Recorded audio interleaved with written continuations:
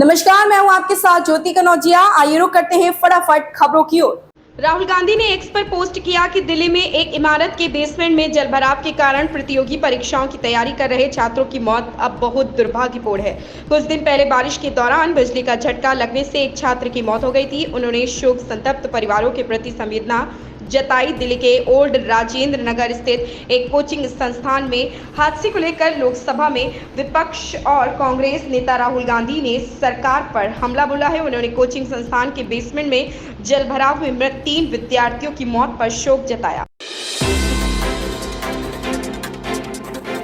कांग्रेस के महासचिव और संचार प्रभारी जयराम रमेश ने कहा कि मणिपुर के मुख्यमंत्री एन बीरेन सिंह ने शनिवार को प्रधानमंत्री की अध्यक्षता में 2 बैठकों में भाग लिया। पहले नीति आयोग और दूसरी भाजपा शासित राज्यों के सीएम डिप्टी सीएम की बैठक में वह शामिल हुए। रमेश ने कहा कि मणिपुर के लोग पूछ रहे हैं कि क्या एन बीरेन सिंह ने पीएम से अलग से मुलाकात की। दिल्ली में नीति आयोग की बैठक में शामिल होने पहुंचे मणिपुर के सीएम एन बीरेन सिंह पर कांग्रेस ने निशाना साधा। कांग्रेस ने रविवार को कहा कि क्या सीएम बीरेन सिंह ने प्रधानमंत्री नरेंद्र मोदी को हिंसाग्रस्त मणिपुर की स्थिति बताई, साथ ही क्या मणिपुर आने के लिए कहा।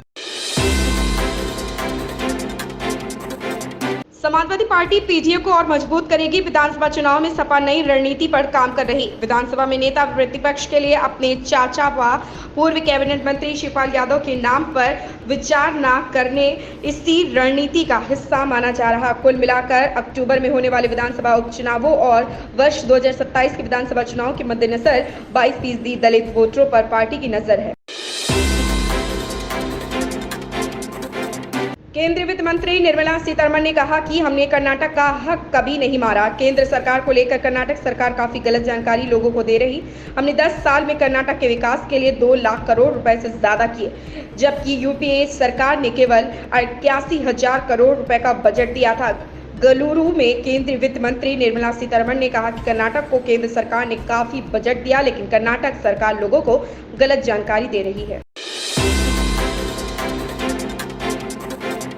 बैठक केंद्रीय बजट पेश किए जाने के मद्देनजर हो रही, जिसमें विपक्ष ने केंद्र सरकार पर बिहार और आंध्र प्रदेश को छोड़कर अन्य सभी राज्यों की अनदेखी करने का आरोप लगाया है। लोकसभा चुनाव के बाद यह पहली बैठक है। लोकसभा चुनाव में भाजपा का प्रदर्शन निराशाजनक रहा, क्योंकि पार्टी ने संसद के निचले सदन में अपना बहुमत खो दिया। प्रधानमंत्री नरेंद्र मोदी ने शनिवार को भाजपा शासित राज्यों के मुख्यमंत्रियों और उप मुख्यमंत्रियों के साथ कई मुद्दों पर विचार विमर्श किया है।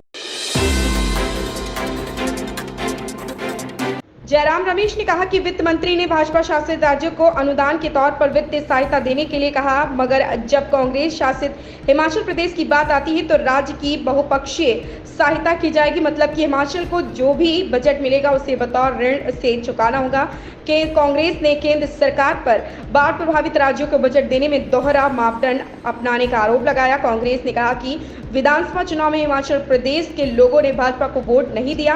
कांग्रेस महासचिव जयराम रमेश ने कहा कि 2023 में भीषण बाढ़ का दंश झेलने के बाद हिमाचल प्रदेश सरकार कई बार केंद्र से बाढ़ को राष्ट्रीय आपदा घोषित करने की मांग कर चुकी है।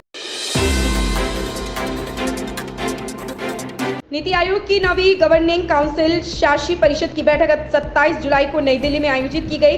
प्रधानमंत्री नरेंद्र मोदी ने इस बैठक की अध्यक्षता की। केंद्रीय बजट में भेदभाव का आरोप लगाते हुए गैर भाजपा शासित राज्यों के मुख्यमंत्री ने इस बैठक में हिस्सा नहीं लिया। इस पर शिवसेना नेता संजय राउत ने भी प्रतिक्रिया देते हुए कहा कि जिस तरह से बजट बनाया गया, नीति आयोग भी उसके अनुसार काम करेगा। बता दें कि विपक्षी गठबंधन की तरफ से केवल पश्चिम बंगाल की मुख्यमंत्री ममता बनर्जी बैठक में शामिल हुई हैं। देश में तेलंगाना, झारखंड सहित 9 राज्यों में राज्यपालों की नियुक्ति की गई। राष्ट्रपति भवन ने जानकारी देते हुए बताया कि हरिभाऊ किशन राव बागड़े राजस्थान के राज्यपाल नियुक्त किए गए। इसी तरह जिष्णु देव वर्मा को तेलंगाना, ओम प्रकाश माथुर को सिक्किम, संतोष कुमार गंगवार को झारखंड, रमेन डेगा को छत्तीसगढ़, CH विजयशंकर को मेघालय और CP राधाकृष्णन को महाराष्ट्र का राज्यपाल बनाया गया। संतोष कुमार गंगवार को झारखंड का नया राज्यपाल बनाया गया। वहीं झारखंड के राज्यपाल रहे CP राधाकृष्णन अब महाराष्ट्र के नए राज्यपाल होंगे। मायावती ने कहा है कि भाजपा में जारी घमासान व इनकी अंदरूनी लड़ाई सदन में भी हावी नहीं होनी चाहिए। इस दौरान जनता व प्रदेश के हित में कार्य हो तो बेहतर होगा। बहुजन समाज पार्टी की राष्ट्रीय अध्यक्ष एवं पूर्व मुख्यमंत्री मायावती ने भाजपा की अंदरूनी रार पर तंज कसते हुए कहा कि मानसून सत्र में इससे हावी नहीं होना चाहिए।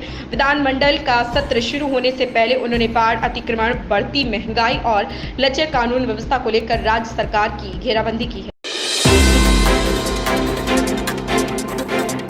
करण जौहर ने पिछले साल रणवीर सिंह और आलिया भट्ट की फिल्म रॉकी और रानी की प्रेम कहानी के साथ निर्देशन की कुर्सी पर वापसी की थी।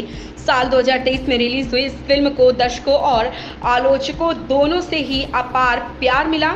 आज फिल्म की रिलीज को 1 साल हो गया, जिस पर करण जौहर ने खुशी जताई। इस पर गर्व महसूस करते हुए करण ने अपने सोशल मीडिया हैंडल पर एक लंबा नोट लिखकर पूरी कास्ट और क्रू का आभार व्यक्त किया। 1 साल की हो गई और मैं बहुत खुश हूँ। मैं इस पिछले साल मेरे पास आए अपार प्यार के लिए बहुत आभारी हूँ। यह फिल्म हिंदी सिनेमा का उत्सव भी थी और मैं इस फिल्म में अपने इतने प्रतिष्ठित कलाकारों और क्रू को पाकर बहुत सम्मानित महसूस कर रहा हूँ। इन खबरों में फिलहाल इतना ही। बने रहे हमारे साथ।